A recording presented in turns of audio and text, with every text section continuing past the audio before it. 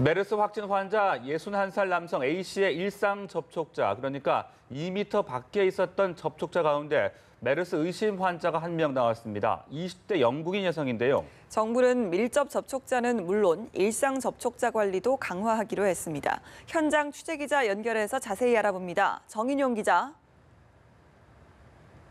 네, 저는 서울대병원 앞에 나와 있습니다. 메르스 확진 환자 61살 A씨는 현재 이곳 진료지원동에서 격리 치료를 받고 있지만 심각하진 않은 상황입니다. 먼저 메르스 의심 환자 소식 전해드리겠습니다. 어젯밤 공지를 통해 질병관리본부는 메르스 의심 환자가 한 명 발생했다고 밝혔습니다. A씨와 비행기를 함께 탔지만 2m 밖에 있었던 24살 영국인 여성 B씨입니다.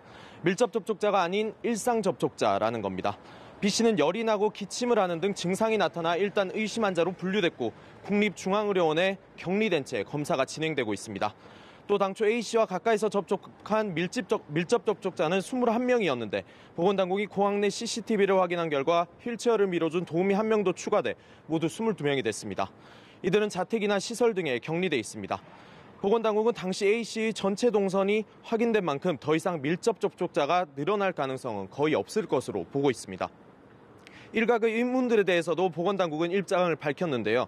A씨가 중동을 다녀왔는데도 귀국돼 검역이 제대로 이뤄지지 않은 건 당시엔 10일 전에 나타났던 설사 증상 외에 전달받은 것이 없어 메르스 의심 환자로 분류하지 못했다고 설명했습니다. 또 A씨가 탄 비행기 앞뒤 3열만 밀접 접촉자로 분류한 이유는 A씨를 조사할 때 기침 같은 호흡기 증상이 없어 메르스가 침을 통해 전염된다는 점을 감안했기 때문이라고 덧붙였습니다. 네, 그리고 보건당국이 일상 접촉자에 대한 감시 체계도 강화하겠다고 발표했죠. 네, 그렇습니다. 보건당국은 밀접 접촉자들에 대한 관리는 물론 일상 접촉자 440명에 대해서도 모니터링을 한층 강화할 방침인데요. A씨와 같은 항공기를 탄 승객 가운데 일상 접촉자는 자택 격리를 시키진 않지만 지역 보건소에서 최대 잠복기인 14일간 역학조사를 하고 증상을 살펴볼 계획입니다. 또 매일 접촉자와 1대1로 전담 공무원을 배치해 이상 증세 등을 관찰하는 방식입니다.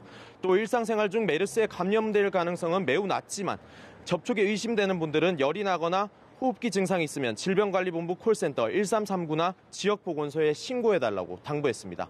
지금까지 서울대병원에서 전해드렸습니다.